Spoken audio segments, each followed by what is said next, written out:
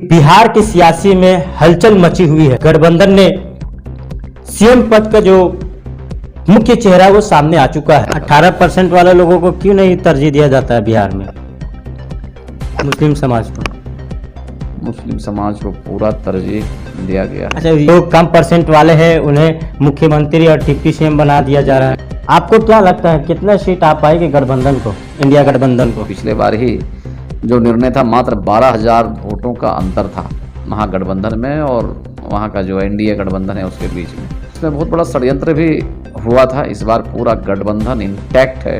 पिछले बार भी 10-12 सीट का ही अंतर था। तो इस बार पूरी संभावना है कि इंडिया गठबंधन की मजबूत सरकार वहाँ पर बनेगी। और मैं बता दूं कि बिहार के सियासी में हलचल मची हुई है, जहां एक तरफ गठबंधन ने सीएम पद का जो मुख्य चेहरा वो सामने आ चुका है। चलिए ये बात करते हैं जो झारखंड प्रदेश के कार्यकारी अध्यक्ष है शहजादा अनवर जी से कि बिहार में क्या चल रहा है भैया। बहुत अच्छी खबर है। हाँ। देर आए दुरुस्त आए के तर्ज पर आज महागठबंधन ने अपना जो मुख्यमंत्री का चेहरा है उसको आधिकारिक रूप से उसकी घोषणा हो गई।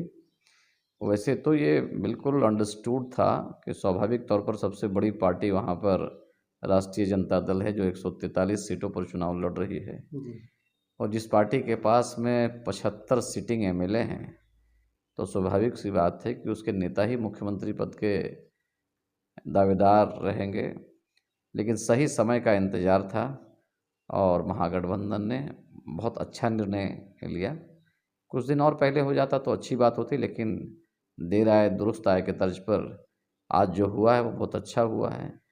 और बीते दिनों में मुकेश साहनी जो एक अच्छे नेता के तौर पर उभर करके आए हैं, निषाद समाज जो है, मल्लाह समाज, निश्चित तौर पर उसके वो सर्वमान्य नेता हैं। बिहार में भी, झारखंड में भी लोग उनको बड़ा आदर इज्जत देते हैं, विशेष करके उनके समाज के लोग। तो उनको उप मुख्यमंत्री का चेहरा घोषित किया गया, ये भी बड़ी अच्छी कदम है।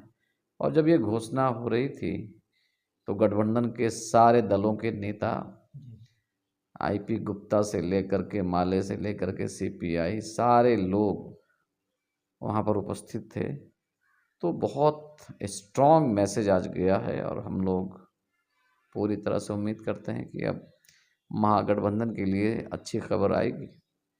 और एक तरफ जो होता है कि कांग्रेस के कई लोग जो सिंबल लेके चले जाते हैं, फिर बाद में उन्हें सिंबल फिर वापस दिया जाता है भैया।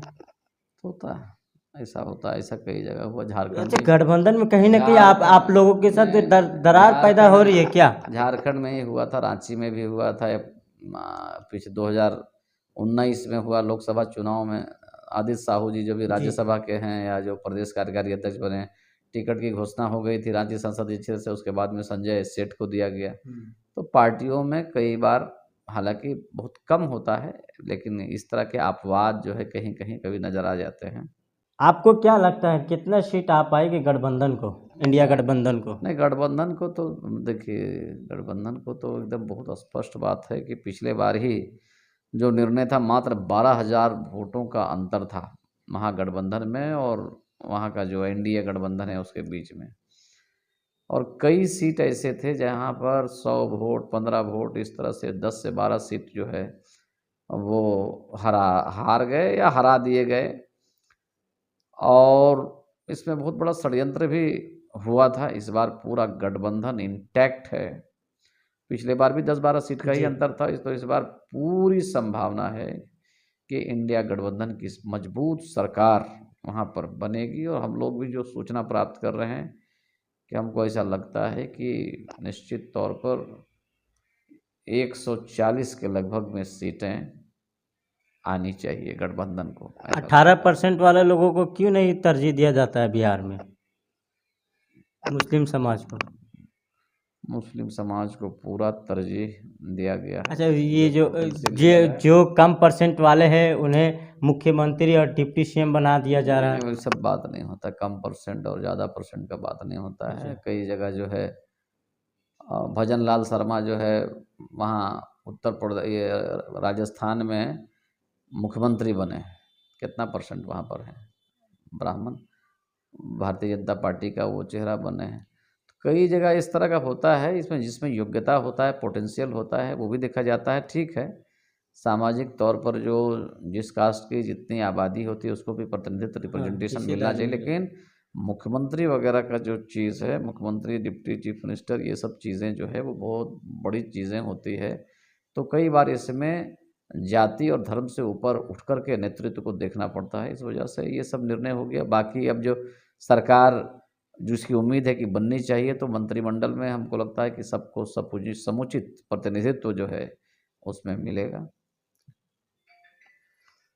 ये थे हमारे साथ बिहार के सियासी हलचल में बातचीत किए झारखंड प्रदेश के कार्यकारी अध्यक्ष शहजादा अनवर जी। चलिए आइए अब आगे का नज़ारा दिखाते हैं बिहार में क्या चल रहा है।